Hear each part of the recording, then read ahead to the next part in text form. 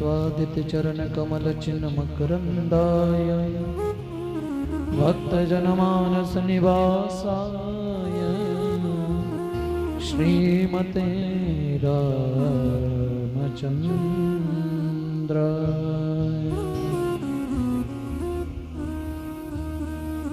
गजाननं भूतगणादिसेवितं कपीत्यजम्बो फलचार्वक्षणम् उमासुतं शोकविनाशकारकं नमामि विघ्नेश्वर बालपङ्कजम्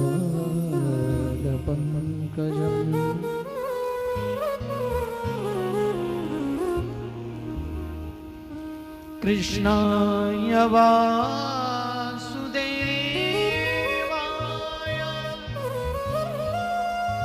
हरये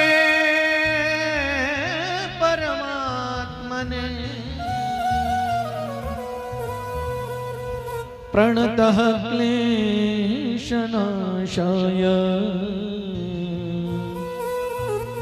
श्रीगोविन्दाय नमो नमः।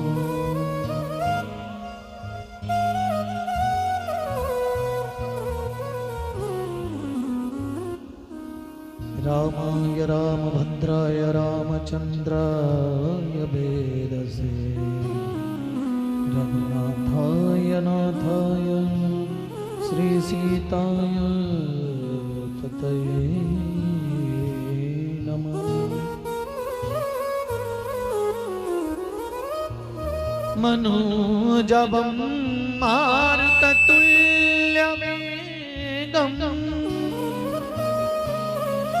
जितेन्द्रियं बुद्धिमतां वरिष्ठं वातात्मजं वानरयूथमुख्यं श्रीरामदूतं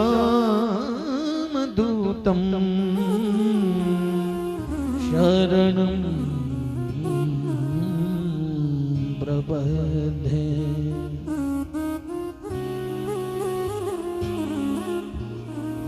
जय श्री राधा रमण जय श्री नवल किशोर जय गोपी चित चोर प्रभु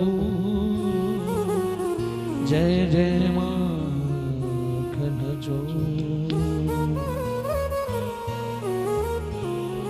सब द्वारन को छाड़ के आयु में तेरे द्वार हे वृषभानु की लाडली जरा मेरी ओर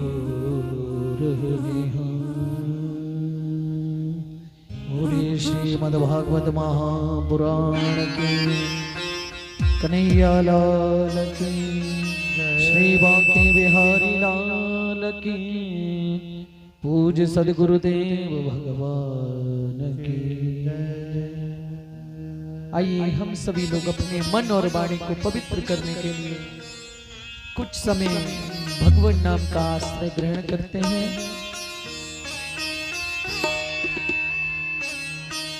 बोल हरि हरि हरि बोल केशव माधव गोविंद बोल हरि हरि हरि बोल केशव माधव। सभी लोग प्रेम से गाइए बोल हरि हरि हरि हरि बोल केशव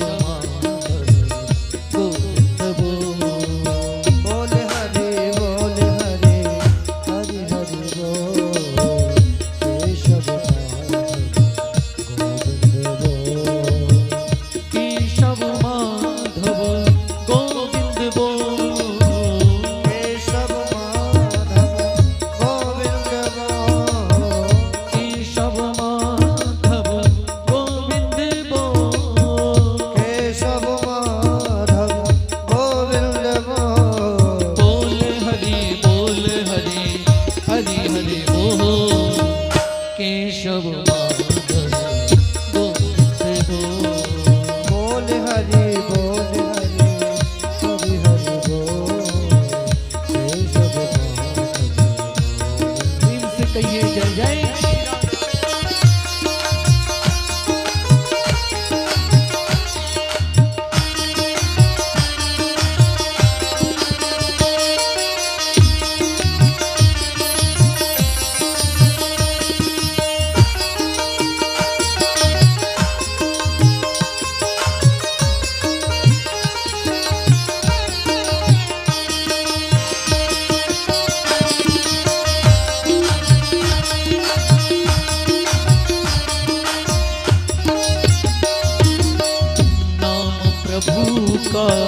है सुखकारी आप कटेंगे क्षण भारी।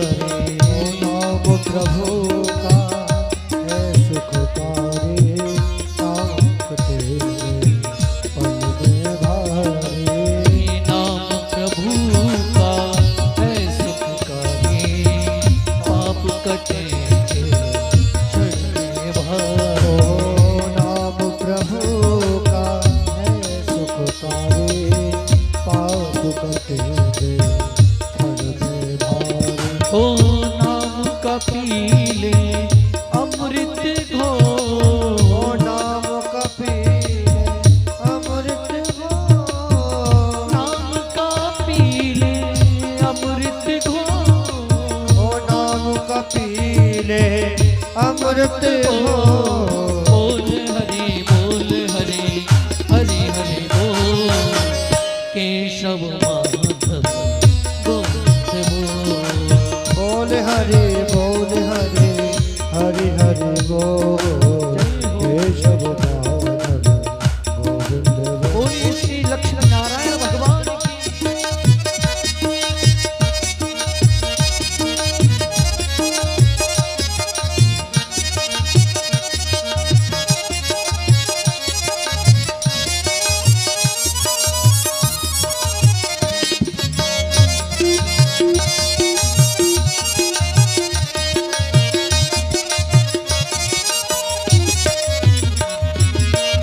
शबरी अहिल्या सदन कसाई नाम जपन से मुक्ति पाई।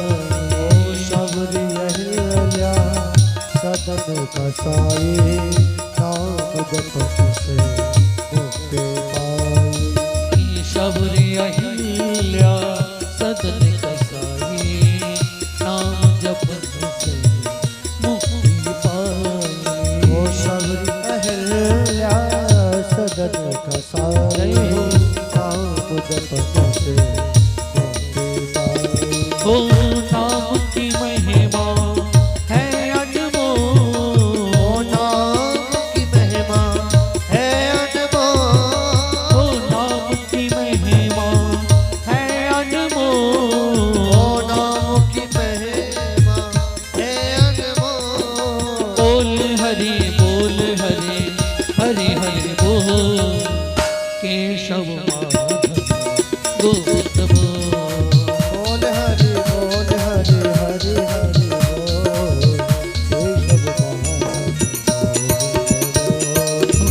बोल हरि हरि बोल केशव माधव गोविंद बोल। बोल हरि हरि हरि बोल केशव माधव गोविंद बोल। केशव माधव गोविंद बोल। केशव माधव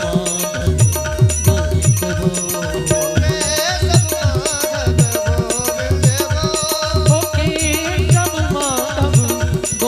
ओ केशव माधव गोविंद बोल।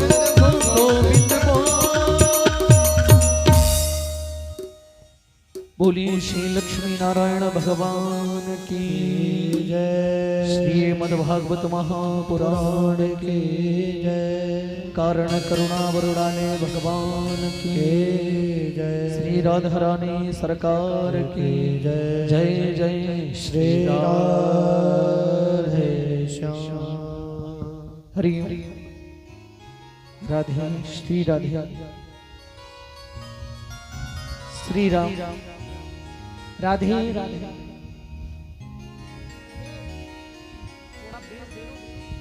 फॉर्मेट में एक तो आवाज उड़ती है, उड़ जाती है, पता ही नहीं चलता आवाज के बाद।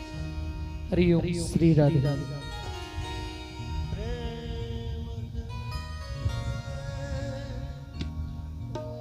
अकारण करुणा वरुणालय भक्त वांछा कल्पतरु तड़ित पीतांबर धारी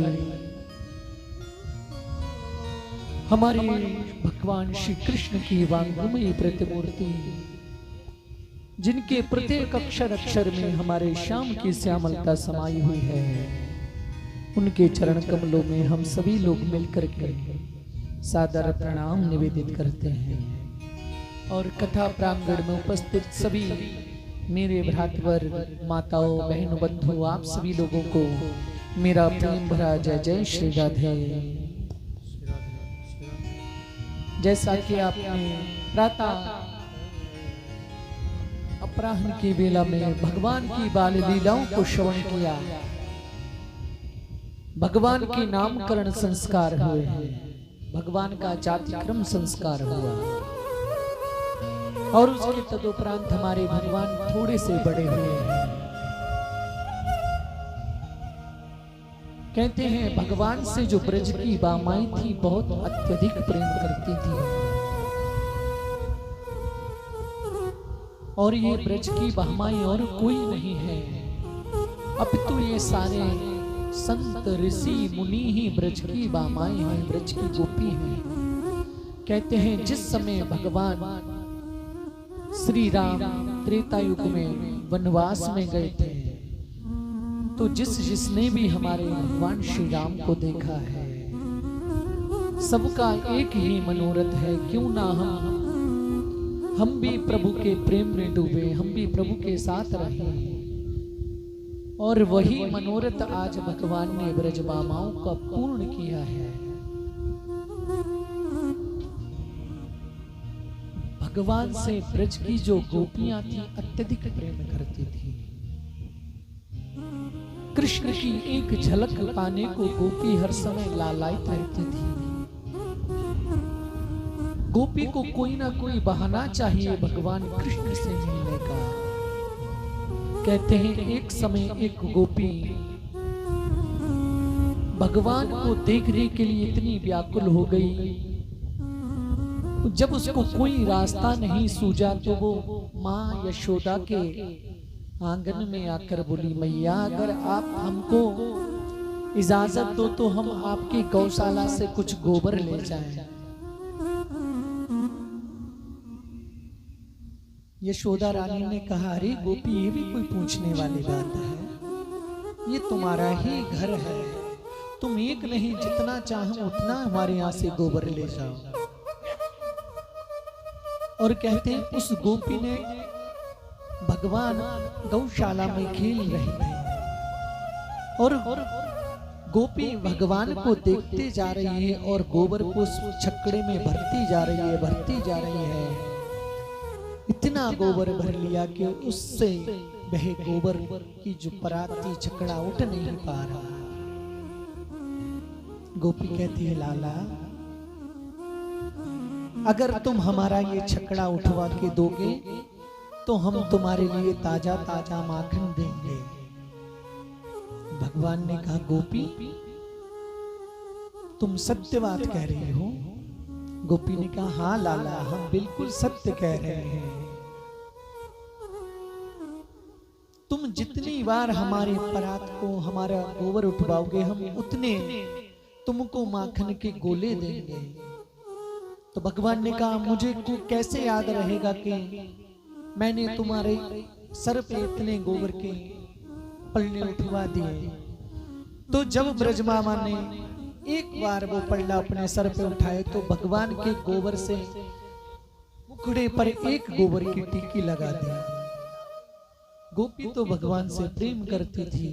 गोपी गई अपने घर में, गोबर को पलटा, दोबारा से यशोदा जी की गौशाला में आ गई। गोपी भगवान को देखती जा रही है। इस प्रकार भगवान का पूरा मुंह गोपी ने गोबर से ही भर दिया है। इतना प्रेम करती हैं ब्रज की बामाएं गोपी। कन्हैया से। एक बार की बात है, भगवान कृष्ण हमारे छोटे से थे, तभी कहते हैं उस नगर में एक फल बेचने वाली आई है बंधु, और फल बेचने वाली आवाज लगा रही है, गोकुल की जो भी फल बेचने वाली गोपी, चाहे कोई गोपी हो, कृष्ण से अत्यधिक प्रेम है। कृष्ण प्रेम में इतनी डूबी रहती है गोपी, कहती है कोई कृष्ण ले लो, कोई माधव ले लो, कोई गोविंद ले लो। और फल बेचने वाली जैसे ही आई, उसने पूरे गोकुल में बेचा, लेकिन उसका फल किसी ने नहीं लिया। और वह गोपी आज नंद भवन के द्वार पर आई है, बूढ़ी माता है, आवाज लगाती है। भगवान ने उनकी आवाज को सुना। भगवान ने कहा, मैया आप फल बेच रही हैं?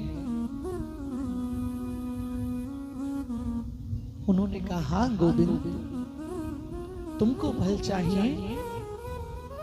भगवान ने कहा, हाँ मां, मुझको फल चाहिए। गोपी ने कहा, ऐसे ही मैं तुमको सारे फल प्रदान कर दूंगी। भगवान ने कहा, नहीं मां। तब कहते हैं भगवान अपने दोनों हाथों में अपने घर के अंदर गए, कुछ अनाज लेकर के आए हमारे भगवान। और जैसे ही भगवान के हाथ ही कितने बड़े हैं, थोड़ा सा अनाज आया, लेकिन जैसे ही घर के आंगन से चले, उसमें से भी अनाज बिखरा, और जो कुछ भी थोड़े बहुत दाने बचे, गोपी के उस पलड़े में डाले, और उस गोपी ने सारे के सारे फल हमारे कृष्ण को दे दिए। लेकिन हमारे ठाकुर ने उस पर इतनी बड़ी कृपा की, उसकी जो सारी टोकरी थी आज हीरे जवाहरात से भर गई। और जैसे ही गोपी आज अपने घर में पहुंची है बंधुओं, अब तो गोपी के उस छकड़े में इतना वजन हो गया। गोपी जैसे ही घर गई, उसके पुत्र वधू और पुत्र ने कहा कि मां, उसने कहा कि पुत्र मेरी ये टोकरी उतरवा के रखवा दो, इसमें इतना वजन हो गया है। और जब उस गोपी ने उस टोकरी को देखा तो कहते हैं वह टोकरी भगवान की कृपा से मोती मणियों से भर गई थी। ऐसे हमारे ठाकुर जी आज ब्रज में लीला कर रहे हैं। एक दिन हमारे भगवान ने सोचा, मैंने ब्रज का माखन बहुत खाया है, क्यों ना अब मैं इस ब्रज रज का भी कुछ आनंद लूं, क्योंकि ब्रज रज की बहुत बड़ी महिमा है बंधु। इस ब्रज की महिमा को कोई भी नहीं जान पाया है। अरे इस ब्रज की महिमा, ब्रज की मिट्टी में तो संत ऋषि महात्मा भी लोट लगाया करते हैं। हमारे ब्रज में एक स्थान है रमण रेती। रमण रेती में तो जाकर संत लोग, ग्रस्त लोग, सारे लोग उस ब्रज में लोटा करते हैं। ऐसी ब्रज रज की महिमा है। तो आज हमारे भगवान ने सोचा क्यों ना मैं इस ब्रज रज को खा करके देखूं। और कहते हैं क्रीड़ा करते करते एक पल भर में भगवान ने सबसे अपने आप को छुपाकर एक मिट्टी का ढेला अपने मुख में डाल लिया और धीरे से उस ढेले को आज हमारे भगवान गटक गए हैं। तभी कहते हैं बलदाऊ भैया ने दूर से देख लिया, कृष्ण तुमने ब्रज रज को खाया है, अब मैं तुम्हारी शिकायत मां यशोदा से जाकर करूंगा। तब दाऊ जी आज भगवान कृष्ण को पकड़ करके ले गए हैं और मैया यशोदा से कहा, मैया देखो आज कन्हैया ने मिट्टी को खाया है। जैसे ही मैया ने सुना अरे कन्हैया ने मिट्टी खाई है, तो मैया ने सोचा अगर मैं आज इसको डांटूंगी नहीं, वैसे ही इसकी शिकायत मुझको बहुत मिलती है, अगर मैं आज इसको चिल्लाऊंगी नहीं तो आज तो इसने मिट्टी खाई है, कल इसकी अगर संगत बिगड़ गई, किसी तंबाकू खाने के वाले के साथ रह गया तो तंबाकू खाना सीख जाएगा। पुड़िया खाए वाले के साथ रहने लगा तो पुड़िया खाए वो सीख जाएगा। ऊट पटांग ना जाने ये गंदी गंदी हरकतें, इसमें आदतें पड़ जाएंगी। अगर मैं आज इसको छोड़ दूंगी तो यह उद्दंड हो जाएगा। तब आज मैया ने भगवान कृष्ण के कान को पकड़ा है और बोली, मैया सच बोल लाला, तूने क्या मिट्टी खाई है? भगवान ने कहा, मां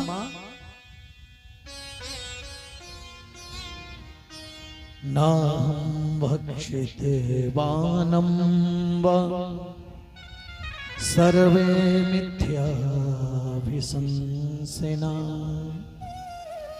यद सत्य गिरिस्तहं समक्षं पश्य मये मुखं यद सत्य गिरिस्तहं समक्षं पश्य मे मुखं। भगवान ने कहा, मैंने मिट्टी नहीं खाई है मैया। तो माँ ने कहा, अच्छा तो ये जितने भी सारे ग्वाल वाल हैं क्या झूठ बोल रहे हैं? तू ही एक राजा हरिश्चंद्र की सच्ची औलाद है। मैंने, भगवान कहते हैं, मैया मैंने नेको माटी ना खाई, फिर मैं तो को विश्वास करने के लिए मैं अपना मुखड़ो खोलूं का? माँ मैं अपना मुंह खोलूं? माँ ने कहा, हाँ यदि लाला तूने मिट्टी नहीं खाई है तो तू अपना ये मुखड़ा मुझको खोल के दिखा। चल तू अपना ये मुखड़ा मुझको खोल कर दिखा। अब प्रभु ने सोचा, अगर मेरे मुख में माटी है और मैया के हाथ में सांटी है, मैया देखते ही सांटी मारवेगी, सो मुख खुल तो ही आज माँ के लिए आज भगवान ने अपने मुखड़े में सारा ब्रह्मांड का दर्शन करा दिया। और उधर सूरदास जी ने इतना सुंदर भाव गाया है।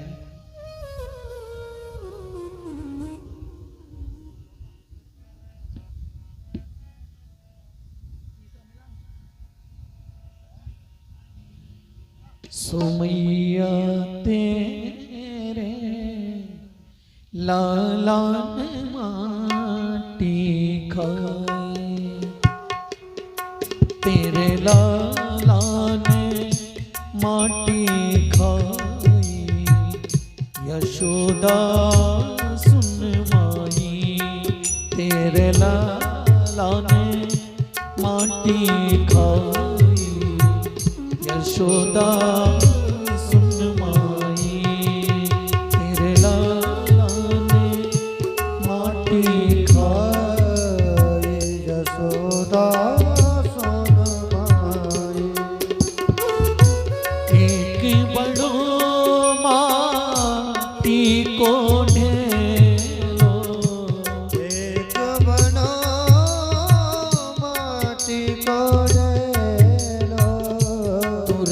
श्याम ने मुख में मेलो, तुरत श्याम रे मुख में मेलो, पुयान गटक गटक गटकाई, यान गटक गटक गटकाई, यशोदा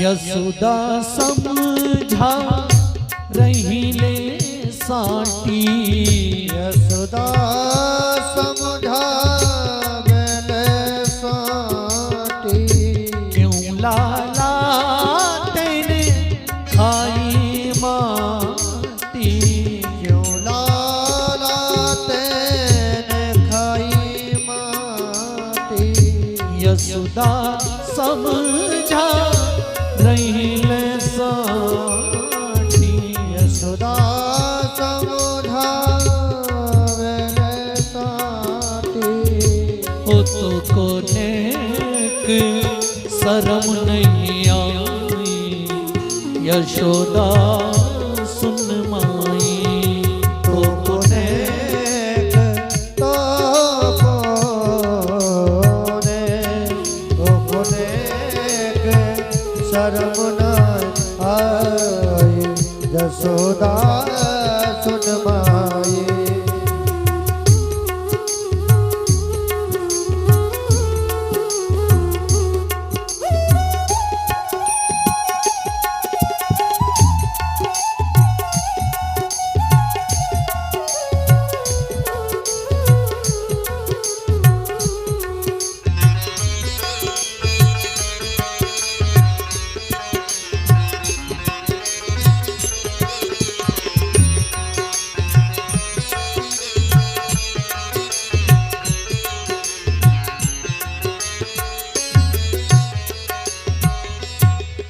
मोहन को मुखड़ो फरवायो, मोहन को मुखड़ो खुलवायो, मोहन को मुखड़ो खुलवायो, मोहन को मुखड़ो खुलवायो, तीन लोक जाने दरस करायो, तीन लोक जामे दरस करायो, तीन लोक जाने दरस करायो, तीन लोक जामे दरस करायो, वो तो नट खट, वो तो नट खट कुंवर कन्हई,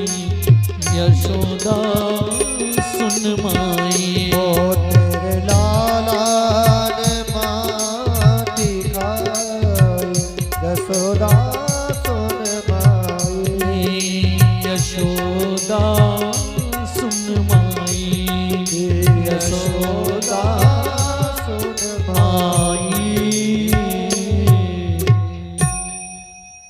आज जैसे ही भगवान का आज माँ यशोदा ने मुखड़ा खुलवाया, तो आज भगवान ने पूरे ब्रह्मांड का दर्शन आज अपनी मैया को करा दिया।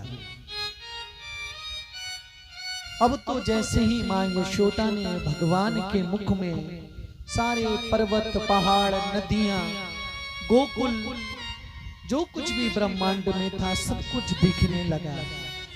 अब तो यशोदा मैया अपनी आंखों को बार बार मीड़ने लगी, कह रही मेरे लाला के मुख में ये नदी, पहाड़, झरने कहां से आ गए?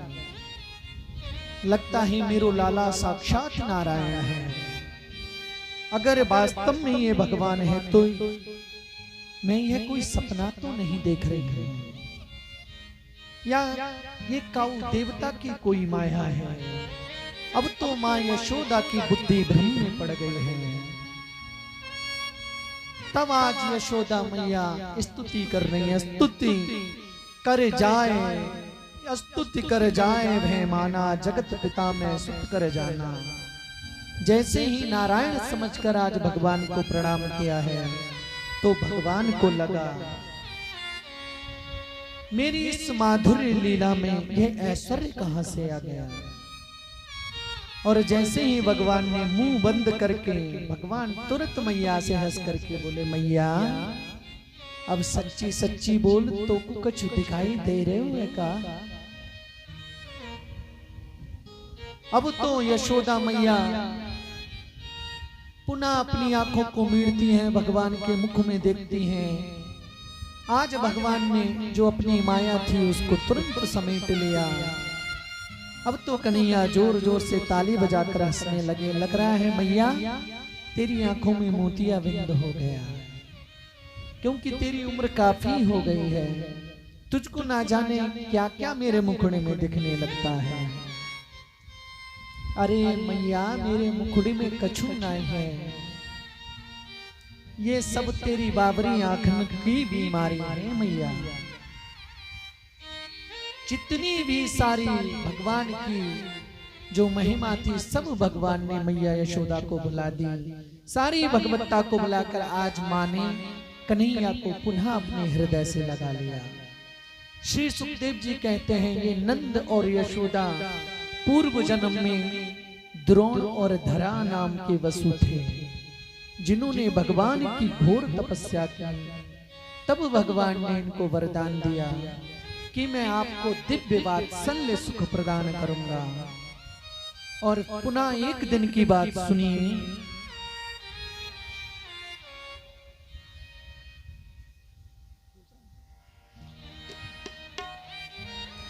एकदा गृहदासीसु यशोदा नंदगेनी। एकदा गृहदासीसु यशोदा नंदगेनी। कर्मांतर नियुक्तासु कर्मांतर नियुक्तासु निर्ममन्त स्वयं दधे निर्ममन्त स्वयं दधे। श्री कृष्ण शरणं मम श्री कृष्ण शरणं मम श्री कृष्ण शरणं मम श्री कृष्ण शरणं मम श्री कृष्ण शरणं मम श्री कृष्ण शरणं मम श्री कृष्ण शरणं नमः श्री कृष्ण शरणं नमः। कहते हैं दीपावली का सुंदर दिन आ गया। मैया को घर में बहुत सारे कार्य थे बंधु, लेकिन मैया के यहाँ दास दासियों की बिल्कुल भी कमी नहीं थी। मैया के यहाँ पर काम करने वाले बहुत थे, लेकिन दास दासियों को मैया ने बाहर बिठा दिया, अन्य कामों में लगा दिया और अपने लाला के लिए, अपने कृष्ण के लिए, कन्हैया के लिए आज मैया स्वयं दधी का मंथन कर रही है। और जैसे मैया दधी का मंथन कर रही है, सुंदर सुंदर पदावलियां मैया गा रही है भगवान की। उन पदों को मैया गुनगुना रही है, मन ही मन सोते हुए कृष्ण को निहार रही है, लाला की उन बाल लीलाओं का स्मरण कर रही है। आज यशोदा मैया मनसा वाचा कर्मणा तीनों प्रकार से आज भगवान की भक्ति कर रही है। और जैसे ही माँ देखती है मेरो लाला सो रहे हैं, मेरो लाला कितना प्यारो है,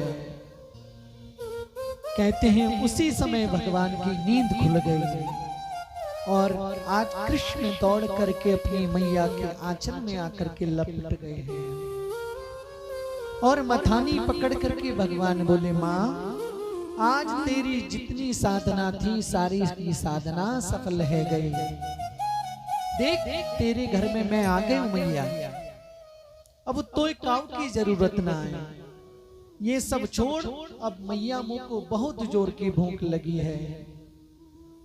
मैया बोली बेटा जरा थोड़ी देर तू बैठ, मैं तेरे लिए ताजा ताजा माखन निकाल रही हूं, तब तक तू एक काम कर लाला आजा मेरी गोद में, मैं तुझको अपना दूध पिलाई दूं। और इस प्रकार आज भगवान को मैया ने अपनी गोदी में बिठाकर आज माँ यशोदा दुग्ध पान करा रही है और माधव आज अपनी माँ का दूध पी रहे हैं। तभी कहते हैं अचानक पीते पीते अंदर से आवाज आई, और भगवान ने एक बात पूछी अपनी मैया से कि माँ एक बात बताओ। बोली हाँ लाला, क्या पूछना चाहते हो, बोलो। भगवान ने कहा माँ तो पूत प्यारो लगे या दूध प्यारो लगे। माँ ने कहा अरे दारी के मुँह तो अपनो पूत प्यारो लगे, दूध तो बाद की बात है, मुँह तो अपनो कन्हैया सबसे ज्यादा प्यारो है। इतना कहा तभी कहते हैं अंदर से आवाज आई कह रही मैया चूल्हे पे रखा दूध निकल रहा है। जैसे ही दासी ने अंदर से आवाज लगाई, अब तो अतृप्त अवस्था में गोविंद को नीचे पटक कर मां दूध को बचाने वहां से चली गई। भगवान कह रहे थे अभी मैया कह रही थी मुँह दूध ना प्यारो है पुत प्यारो है, और जैसे ही दूध लिकरो मुँह को यहाँ पटक के चली गई अब दूध को संभालने को। अब तो भगवान के आज होठ फड़फड़ा उठे और वह दूध भी और कोई दूध नहीं था, वह कामधेनु गाय का दूध था जो कृष्ण को यशोदा जी पिलाती थी। अगर वह दूध निकल जाता तो हमारे कृष्ण फिर क्या पीते। माँ यशोदा ने यही सोचा, आज दूध ने भी यही सोचा, अगर कृष्ण अगर अपनी माँ का दूध पीते रहेंगे तो मेरा फिर क्या होगा, मुझको फिर कौन पिएगा। तो दूध ने भी कहा अगर भगवान अगर मुझको छोड़ना चाहते हैं तो मैं भी कसम खाता हूं, मैं भी अग्नि में जलकर अपने प्राणों को त्याग दूंगा। तो आज जैसे ही मैया अंदर दूध को संभालने को भागी, कहते हैं आज भगवान कृष्ण के होठ गुस्से से तड़पने लगे और लाला ने एक पत्थर लेके जो भी यशोदा के घर में जितने भी माठ मटकी रखे थे सबको धम धम करके एक एक करके सबको फोड़ना आरंभ कर दिया। अरे जैसे ही मैया ने धम धम की आवाज सुनी, मैया दौड़ करके आई तो घर का सारा नजारा ही बदल गया। मैया बोली दारी के तूने मेरी ददिया सास के जमाने के सारे कारे कारे मटका सब फोड़ डाले, आज कन्हैया में तो कुछ छोड़ बेवारी ना हूं। अब तो मैया पीछे पीछे, भगवान आगे आगे, भगवान आगे भाग रहे हैं और मैया पीछे पकड़ने को भाग रही है। कहते हैं मैया भागते भागते थक गई, लेकिन भगवान यशोदा की पकड़ में नहीं आया।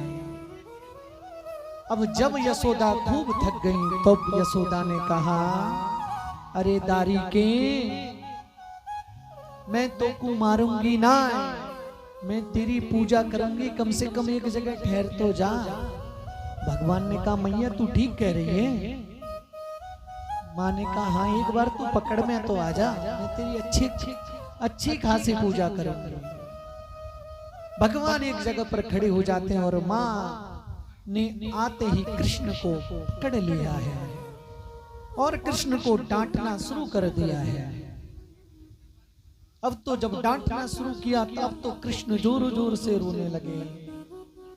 कहते हैं माँ के हृदय की वात्सल्यता कुछ अलग ही होती है। माँ जब अपने बच्चे को डांटती है, उसको पता है चप्पल वहां पे पड़ी है, पुत्र को मारने के लिए सामने चप्पल पड़ रही है, तो पूरे घर में चप्पल, वो चप्पल कहांगे आज तुझको चप्पल से आज बहुत धुनूंगी। चप्पल सामने पड़ी है, लेकिन मैया के हृदय में जो करुणा है वो प्रेम है। माँ जैसा प्रेम तो किसी के हृदय में है ही नहीं बंधु। अगर संसार में अगर माँ ना होती तो इस जमाने में ममता की कोई कीमत ही नहीं होती। माँ जैसा गुरु इस संसार में कोई नहीं है। माँ अपने बच्चे से जितना प्रेम करती है बंधु उतना कोई प्रेम नहीं करता।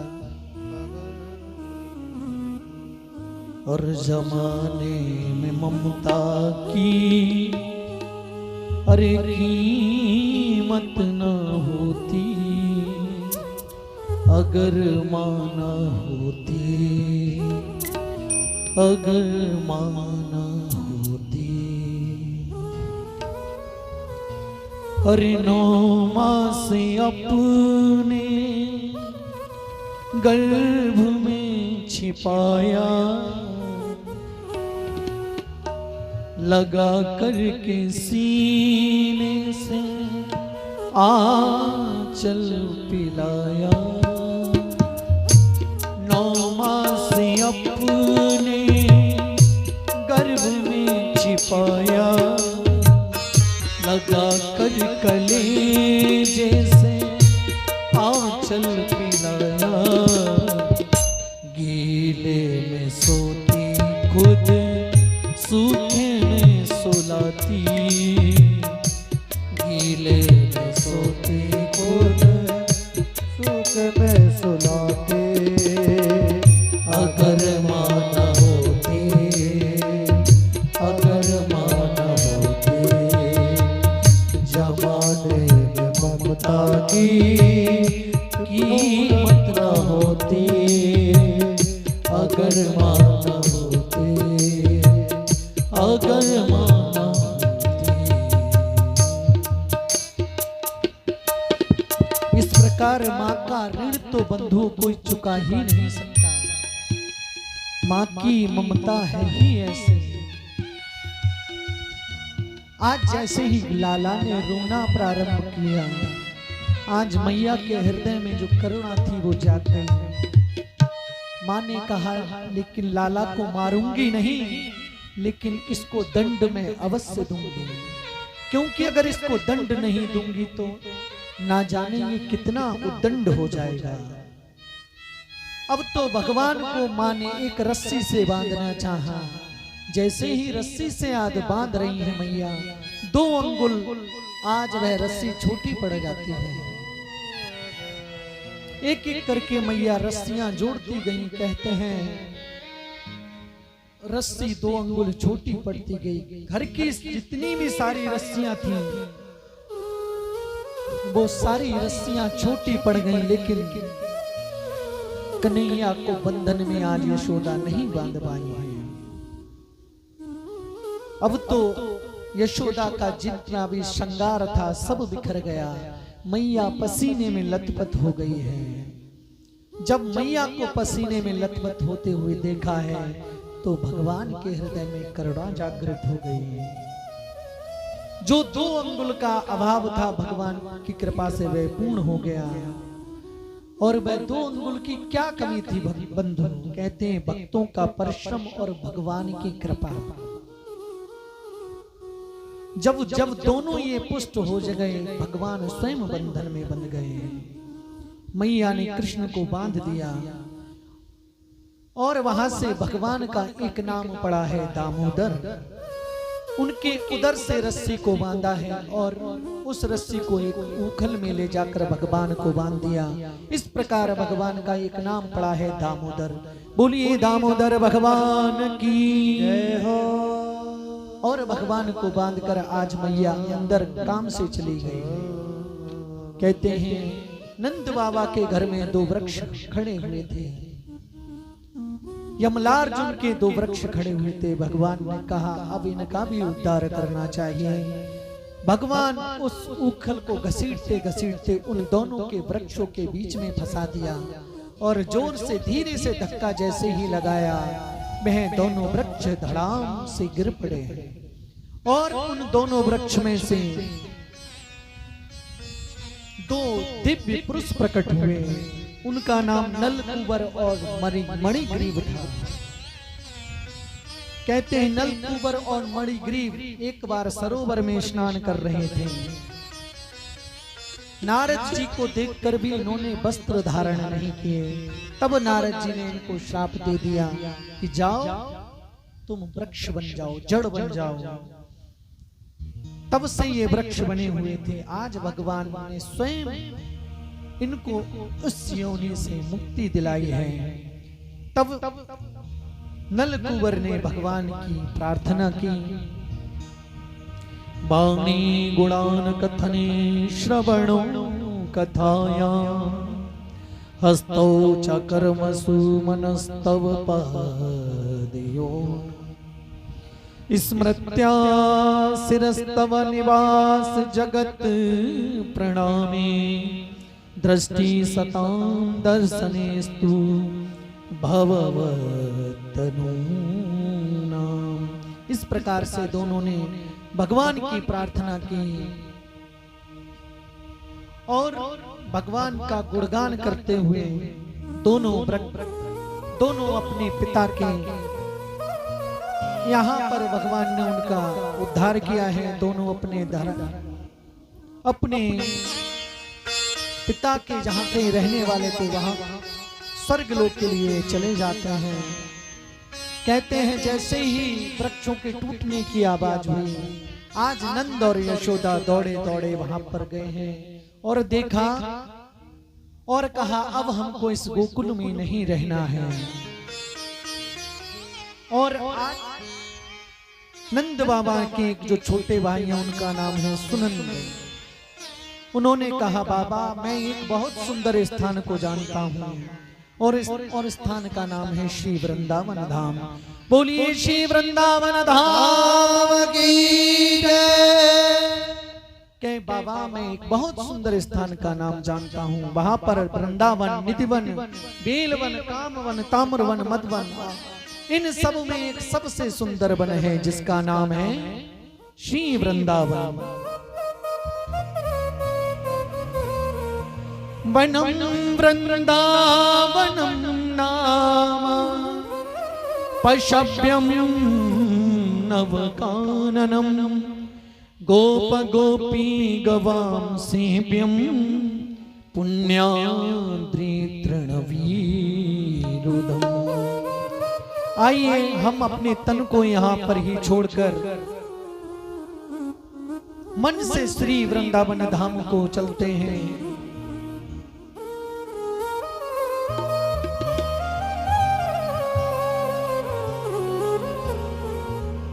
और सभी लोग प्रेम से गाएंगे।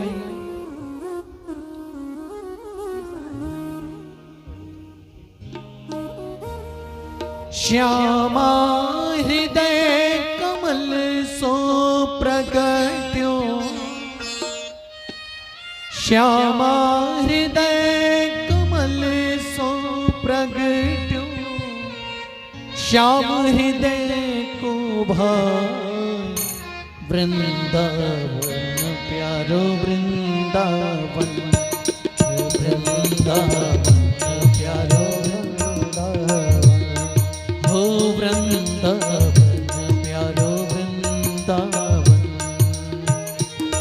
ओ श्यामा हृदय कमल सो प्रगटो, श्यामा हृदय कमल सो प्रगटो, श्याम को भाई वृंदावन। प्रेम से कहिए वृंदावन बिहारी लाल।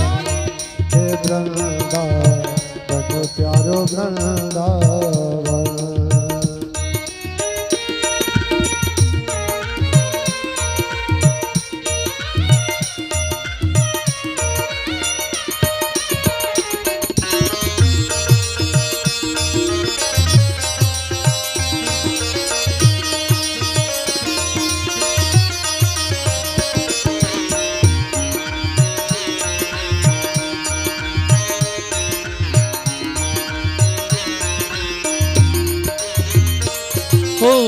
सब सुख सागर रूप जागर रहे वृंदावन धाम। सब सुख सागर रूप उजागर रहे वृंदावन धाम। प्यारी रहे वृंदावन धाम, प्यारी रहे वृंदावन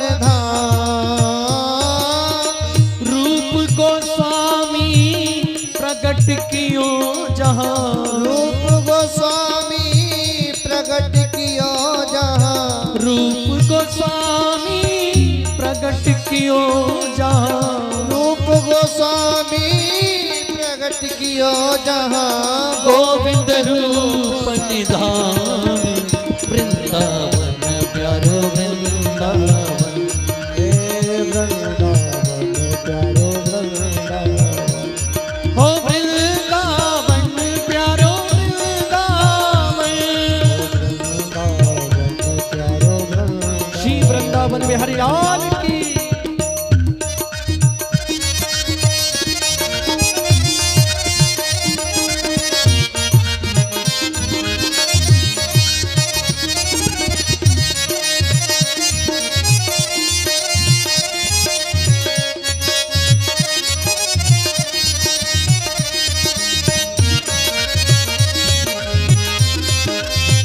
सभी लोग प्रेम से बोलिए बांके बिहारी लाल।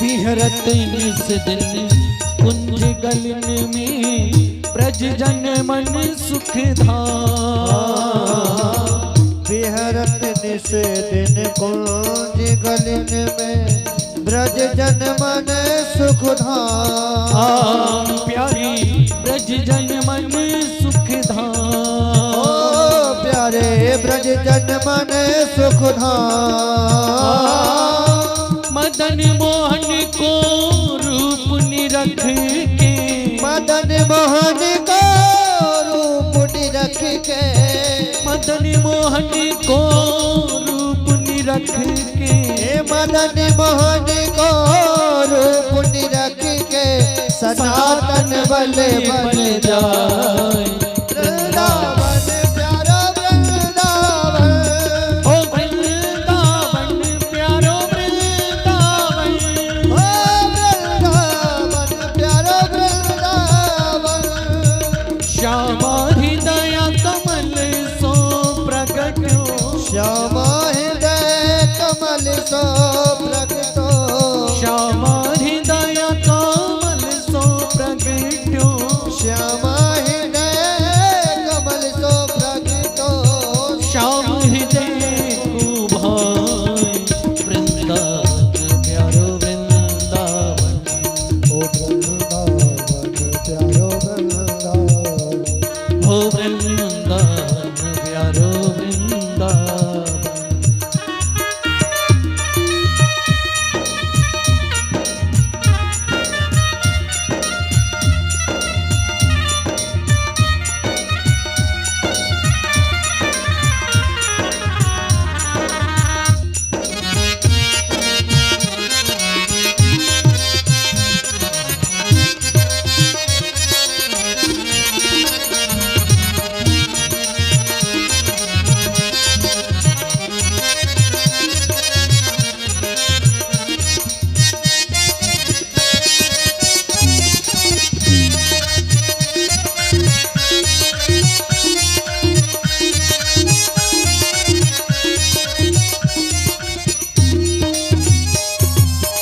गोपी ग्वाल सब प्रिय उर्धारे प्यारो गोपीना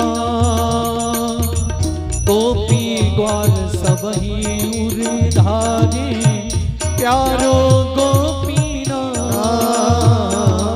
ओ गोपी ग्वाल सब ही ये और धारे प्यारो गोपीना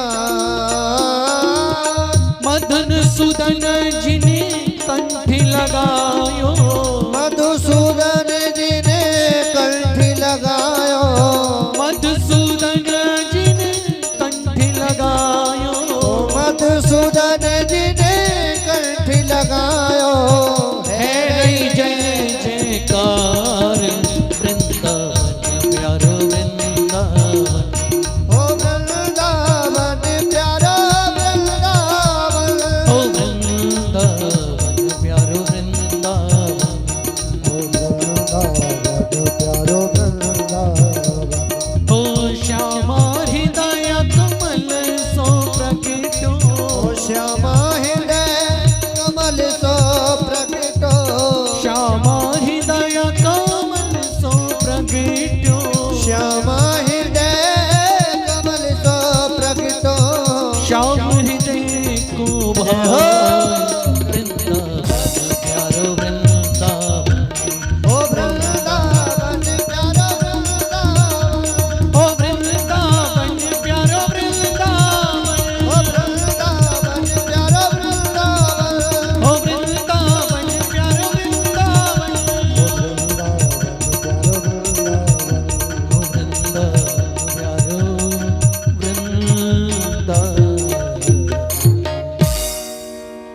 श्यामा हृदय कमल सो प्रगट्यो श्यामा हृदय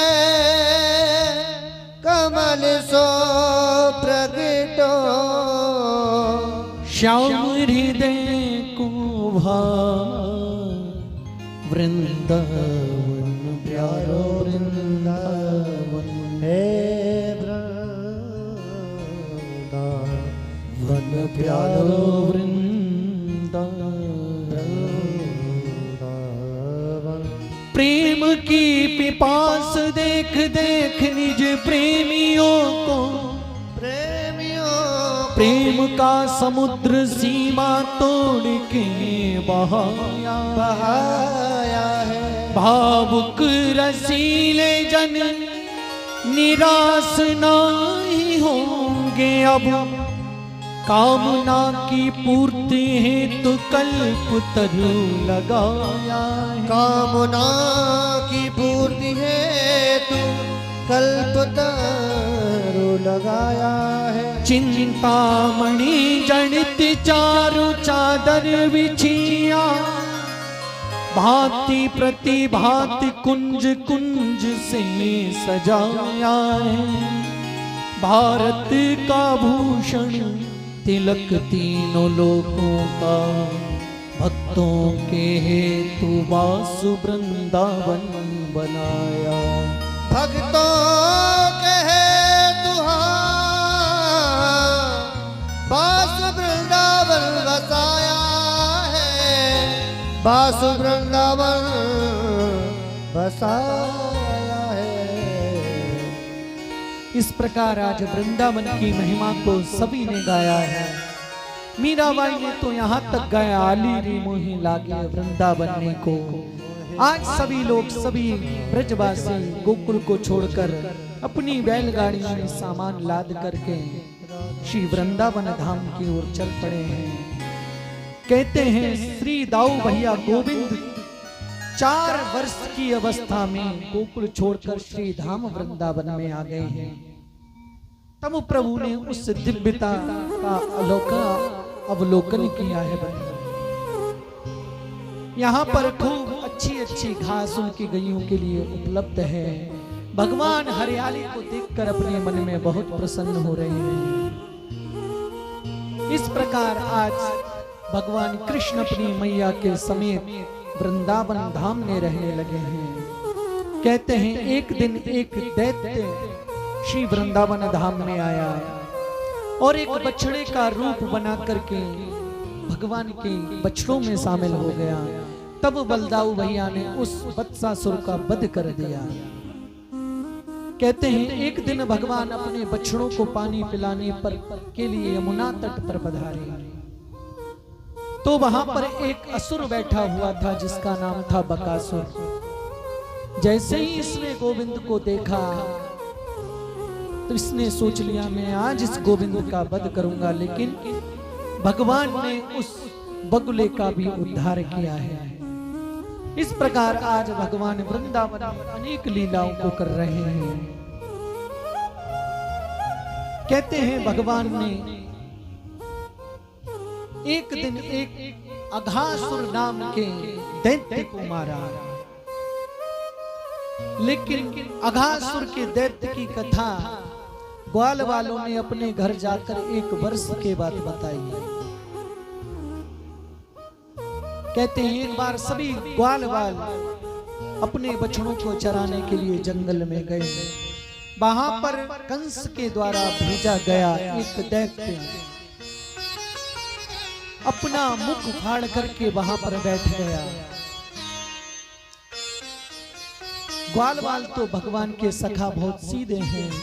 ग्वाल वालों ने देखा अरे भैया ये कितनी सुंदर गुफा है। सारे ग्वाल वाल उस अघासुर के मुंह में जाने लगे। भगवान ने कहा बहुत रोकने का प्रयास किया, अरे ग्वाल वालों यह कोई गुफा नहीं है, लेकिन सारे ग्वाल वाल आज उस अघासुर के पेट में चले गए हैं।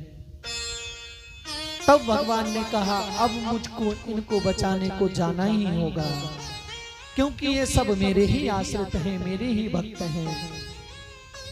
तब भगवान भी उस अघासुर के पेट में पहुंच गए हैं। और जैसे ही भगवान उसके पेट में गए, उस अघासुर ने अपना मुख बंद किया है। तब भगवान ने अपनी शरीर के अंदर इतना ताप प्रकट किया है और भगवान उस ताप के द्वारा उस अघासुर के पेट को फाड़कर अपने सभी सखाओं को वापस बाहर लेकर के आए हैं। तब सुखदेव जी कहते हैं, इसमें परीक्षित कुछ भी संदेह नहीं है। भगवान के सहारे जो रहता है, भगवान अपने भक्त की रक्षा हमेशा करते हैं। आज सारे ब्रजवासी कह रहे हैं, भैया अगर कन्हैया नहीं होता तो आज वह राक्षस हम सबको मार करके खा जाता। और इस प्रकार आज भगवान ने सब ग्वाल वालों की रक्षा उस अघासुर से की है। और एक बार कन्हैया बोले, चलो अब यमुना तट पर हम सभी लोग यमुना तट पर अपनी गाय को लेकर के चलेंगे। और इधर भगवान अपने ग्वाल वालों के साथ यमुना तट पर आए हैं। और भगवान का यह स्वभाव है, भगवान अपने घर का भोजन नहीं करते हैं। भगवान के सखा जो कुछ भी अपने घर से लेकर के आते हैं, भगवान उन सभी के टिफिन में से जो कुछ भी होता है सबके घर का भोजन ग्रहण करते हैं। लेकिन भगवान का एक सखा है, उसका नाम है श्री दामा। श्री दामा घर से बहुत ही गरीब है बंधु।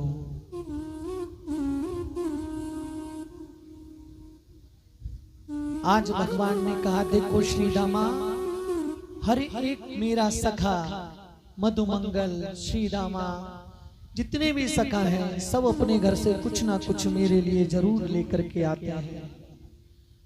आज हम तुमसे कहते हैं मधुमंगल, हमने सबके घर का भोजन किया है, आज तुम्हारी बारी है। तुम अपने घर से हमारे लिए भोजन जरूर लेकर के आओगे। अगले दिन मधुमंगल ने अपनी माँ से कहा, माँ, कृष्ण ने आज मुझसे कहा है कि मधुमंगल तुम्हें अपने घर से कुछ लेकर के आना है। इतनी बात जब मधुमंगल की माँ ने सुना है, तब आज मधुमंगल की माँ की आंखों में आंसू आ गए, क्योंकि मधुमंगल घर से बहुत ज्यादा गरीब थे। तब मधुमंगल की माँ ने कहा, लाला, हमारे घर में खाने के लिए कुछ भी नहीं है, लेकिन 4-5 दिन का छाछ रखा हुआ है। मैं उस छाछ की कड़ी बना कर तुझको देती हूँ, तू यह कड़ी ले जाकर के अपने मित्र को दे देना। और आज मधुमंगल की माँ ने आज उस छाछ की कड़ी बनाई। और जैसे ही मधुमंगल उस कड़ी को लेकर के चला है, आज मधुमंगल की आंखों से झरझर आंसू गिर रहे हैं। मधुमंगल ने सोचा, सब अपने घर से कुछ ना कुछ कृष्ण को लेकर के आते हैं, अच्छी अच्छी वस्तुएं। मैं अपने सखा को 5-6 दिन पुरानी छाछ की कड़ी किस प्रकार पिलाऊंगा। मैं यह कृष्ण को कड़ी नहीं पिला सकता। और आज मधुमंगल रोते रोते हुए जा रहे हैं और एक स्थान पर खड़े होकर उस कड़ी को पीने लगा। लेकिन भगवान घट घट की जानने वाले हैं। भगवान ने देखा, अरे मधुमंगल, इसकी माँ ने ये कड़ी मेरे लिए भेजी और ये स्वयं आज उस कड़ी का पान कर रहा है। भगवान दौड़ते दौड़ते गए, तब तक मधुमंगल सारी जो कड़ी थी वह पी चुका था। कहते हैं उसके होठों पर कुछ कड़ी लगी हुई थी। भगवान आज उसके होठों को भगवान चाटने लगे हैं। भगवान के यहाँ पर कोई ना छोटा है ना कोई बड़ा है। भगवान के यहाँ सब एक बराबर है। भगवान अपने सारे सखाओं के मध्य में बैठे हुए हैं। भगवान के 5 उंगलियों में विविध विविध प्रकार के अचार लगे हुए हैं और भगवान सभी का झूठा भोजन कर रहे हैं, झूठे भोजन से एक दूसरे को खिला रहे हैं।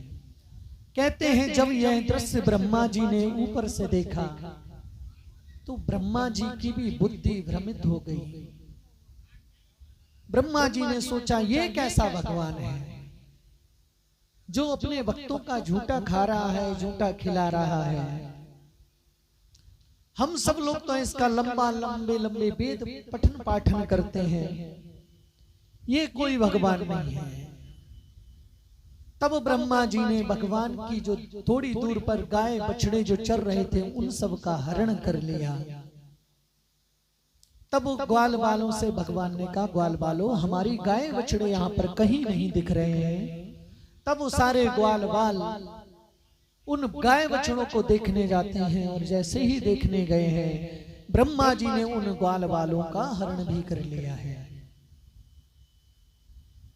जब थोड़ी काफी देर हो गई, जब कोई भी वापस नहीं लौटा तो भगवान कृष्ण ने ध्यान रखकर देखा कि ओहो अब तो 4 मुंह वाले ब्रह्मा जी को भी मोह हो गया।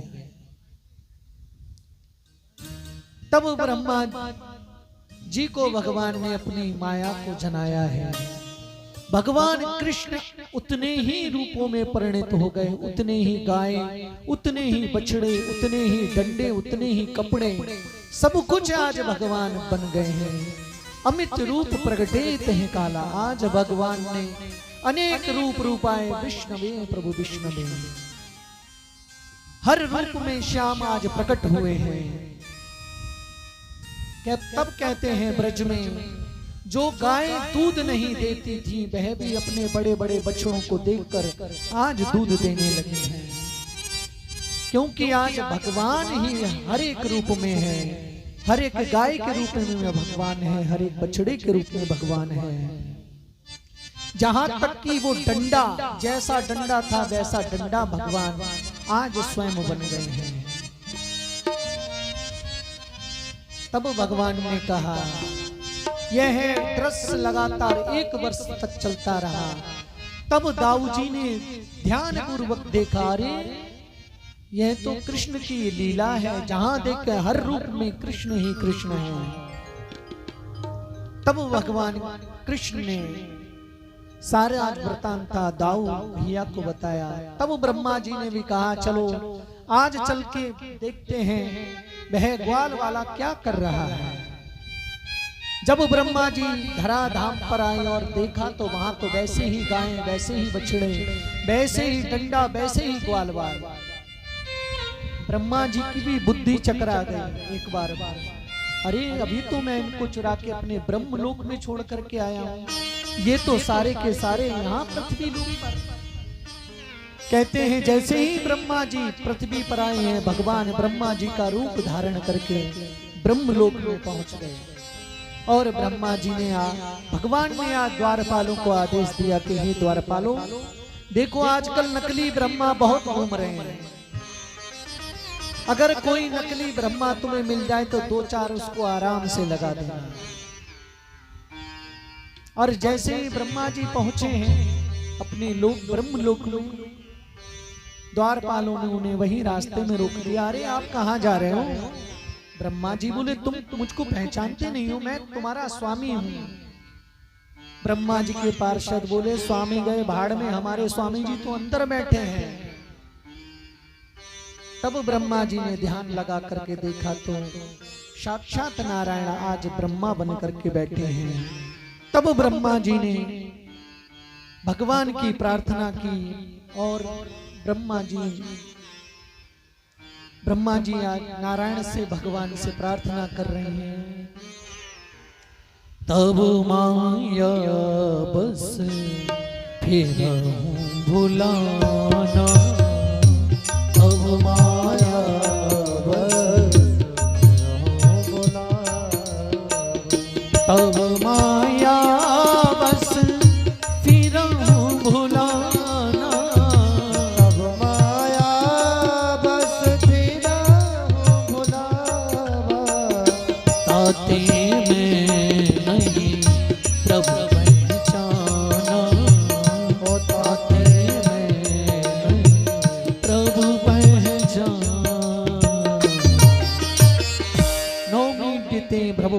तट दिम्बराय गुज्जावतंस पर पिच्छल सन्मुखाय वन्यस्त्रजे कबल नेत्र विशाल वेणु लक्षम स्त्रिय मृदुपते पशुपांग जाय।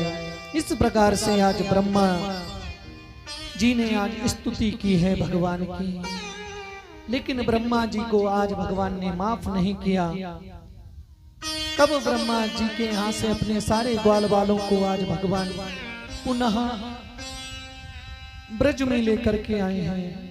इसके बाद ब्रह्मा जी ने कालिया नाग पर कृपा की है, क्योंकि कालिया नाग के रहने से यमुना जी का जो जल था वो विषाक्त हो गया था। भगवान ने सोचा मुझको इसको भी कल्याण करना है और ग्वाल बालों से कहा, ग्वाल बालों आज हम गाय चराने नहीं जाएंगे, चलो आज हम कोई नहीं यहाँ पर यमुना जी के तट पर कोई खेल खेलते हैं। तब भगवान ने सबसे पहले क्रिकेट का खेल यमुना जी के तट पर खेला। एक गेंद बनाई गई और गेंद पे भगवान ने ऐसा छक्का मारा कि गेंद यमुना जी में गिर गई। तब श्रीमान श्री दामा कहता है कि हे कृष्ण, मुझको वही गेंद चाहिए। कृष्ण ने कहा, देखो वो गेंद तो यमुना जी में चली गई, ऐसा मैं तुम्हें दूसरी गेंद दे दूंगा। लेकिन श्री दामा नहीं माना। तब भगवान कदम के वृक्ष पर चढ़कर यमुना में कूद जाते हैं और वहां जाकर नाग पत्नियों से कहते हैं, हे नाग पत्नी, तुम अपने स्वामी को जगा दो। तब कालिया नाग के साथ भगवान का द्वंद्व युद्ध होता है। भगवान आज कालिया नाग के साथ खेल रहे हैं। कालिया नाग के 100 फनों पर उपकारता है, लेकिन मेरे कृष्ण प्रत्येक फन पर चोट करते हैं। और तब नाग पत्नियों ने भगवान से प्रार्थना की, हे प्रभु, आप हम पर कृपा कर दीजिए, आप हमारे सुहाग को मत उजाड़िए। तब भगवान कालिया नाग के ऊपर बैठकर पुनः यमुना से बाहर आते हैं और कालिया नाग से कहते हैं, कालिया नाग, तुम इस यमुना को छोड़ के रमणक द्वीप चले जाओ, जहां पर तुम्हें किसी प्रकार का कोई भय नहीं है। आज से मैंने तुमको अपना पट्टा प्रदान कर दिया है। आज से तुम मेरे पालतू हो, फालतू नहीं हो। तुमको गरुण देव जी कुछ भी नहीं करने वाले। गरुण देव जी और नागों में शत्रुता है। गरुण जी के भय के कारण यह कालिया नाग यमुना जी में आकर के रहने लगा था। कालिया नाग ने भगवान से कहा, भगवान एक बात बताओ, हम सर्पों की जाति को किसने बनाया? भगवान ने कहा, हमने स्वयं बनाया है। कालिया नाग ने कहा कि हम सर्पों के मुंह में जहर किसने भरा? भगवान ने कहा, हमने ही भरा। तो कालिया नाग ने कहा, भगवान तो इसमें हमारा क्या दोष है? हमारे पास जो है वही तो हम आपको देंगे। जिस व्यक्ति के पास जो चीज है वही चीज तो वह दूसरे को प्रदान करता है। तो यहाँ पर कालिया नाग के सम्मुख भगवान कुछ देर को चुप हो गए हैं। तब कालिया नाग को भगवान ने रमणक द्वीप भेजा है और यहाँ पर यमुना को आज विषाक्त जल से मुक्त किया है। और इस प्रकार आज भगवान वृंदावन में अनेक लीलाओं को कर रहे हैं।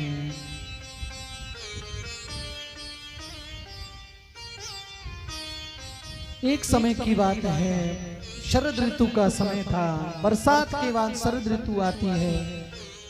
बरसात के बाद जो यमुना का जल गंदा हो गया था, वह जल भी स्वच्छ हो गया है। और आज भगवान ने यहाँ पर वेणु वादन किया है। आज भगवान ने वंशी का वादन किया है। वरहा पीड़म नटवर वपुः कर्णयो कर्णकारम विप्रदिवाशा कनक कपिशं वैजयन्ती च मालाम् रन्ध्राणवेणुरधर सुदया पूरयन् गोपवृन्दै वृन्दारण्यं स्वपदरमणम् प्राविशत गीतकीर्तिः प्राविशत गीतकीर्तिः। आज भगवान ने मोर मुकुट धारण किया है और हमारे भगवान नटवर हैं, बहुत सुंदर अच्छा नाचते हैं। हमारे कृष्ण के कानों में कनेर के पुष्प लगे हैं। आज भगवान ने मुरली का वादन किया है और इस मुरली का वादन सुन के जिसने भी इस मुरली के वादन को सुना है वो तो ठगा सा ठगा रह गया है। भगवान बहुत सुंदर मुरली बजा रहे हैं। कहते हैं बांसुरी बजाई आज रंग से मुरारी। आज भगवान ने जैसे ही वेणु बजाई है यमुना जी वह जहां की तहां रुक जाते हैं। पक्षियों का कलरव बंद हो जाता है। सवरा वायु मंडल एकदम शुद्ध हो जाता है। इस प्रकार गोपियों ने भगवान की वेणु की महिमा को बहुत गाया है। इसके बाद शरद के बाद हेमंत ऋतु आती। हेमंत ऋतु में सारी गोपियां कात्यायनी मां की पूजा प्रारंभ करती हैं। ब्रज की छोटी छोटी कन्याएं मिलकर के कात्यायनी मां का पूजन करती हैं। सुबह प्रातः काल में उठ नहा धोकर सभी लोग कात्यायनी मां का पूजन करती हैं। कहते हैं जिस कन्या का अगर विवाह नहीं हो रहा हो वो हेमंत ऋतु में अगर इस मंत्र का पाठ करती है तो उसका विवाह शीघ्र अतिशीघ्र अच्छे सुवर से हो जल्दी हो जाता है। कात्यायनी महामाये महायोगिन्यधीश्वरी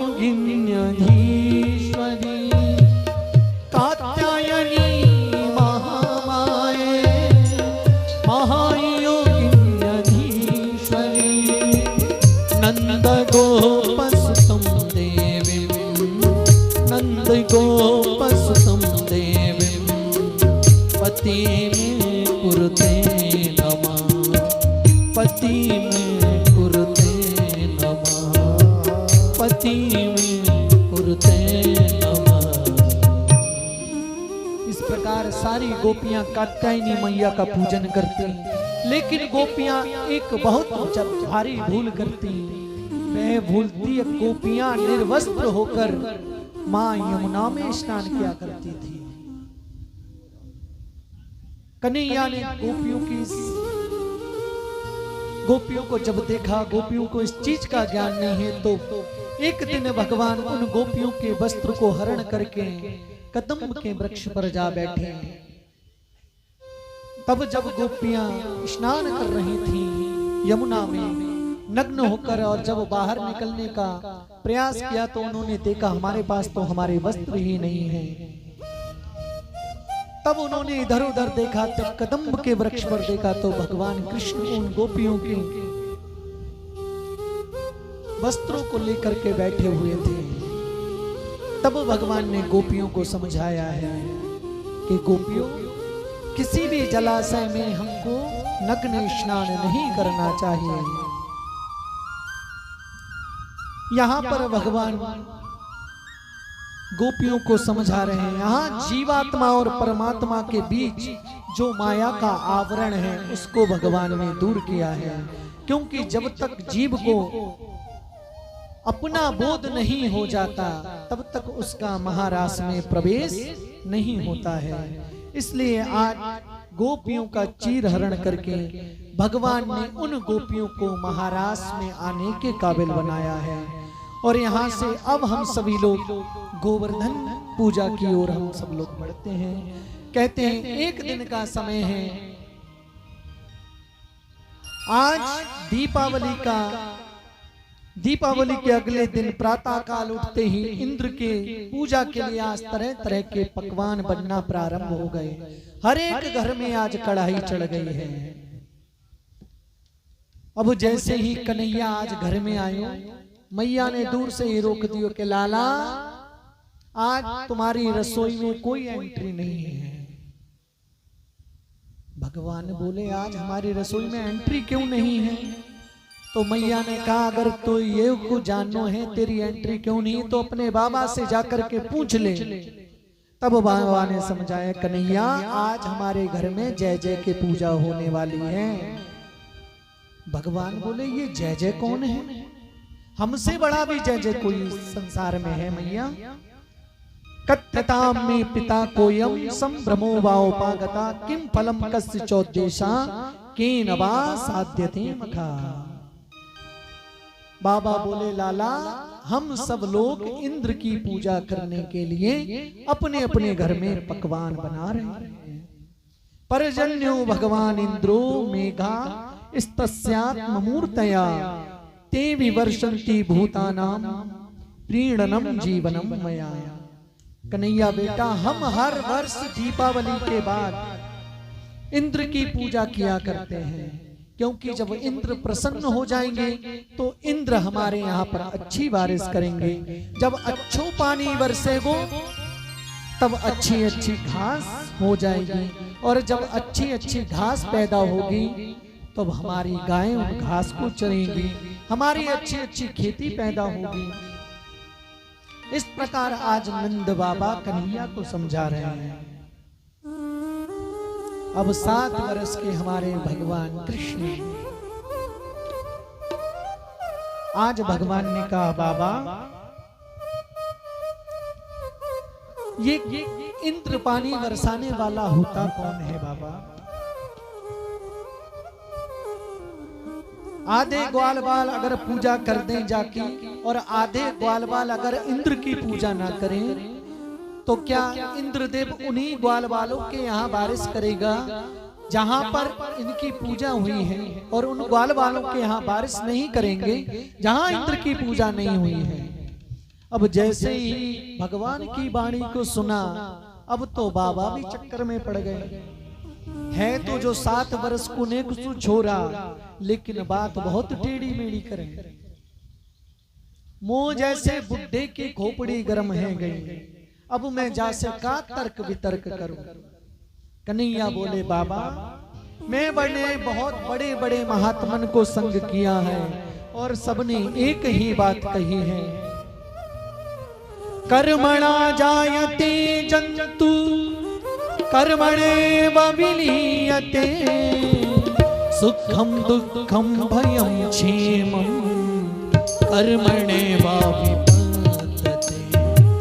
कर्मणा जायते जंतु कर्मणेव विलीयते सुखम दुःखम भयं क्षेमं कर्मणेव विपद्यते।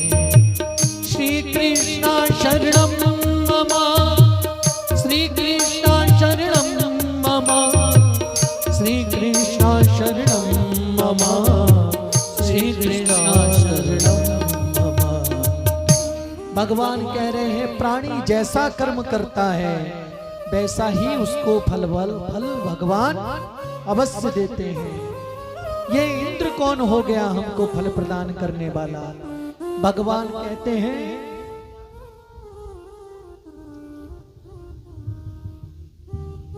अगर भंडारी जी को हम जैसा सामान देंगे वैसा ही भंडारी जी हमको रसोई बना करके देंगे। ऐसे ही बाबा जीव जैसा कर्म करता है वैसा ही परमात्मा उसको फल प्रदान करता है। तब नंद बाबा बोले लाला मेरी तो कछु समझ में ना आ रहा है, अब बता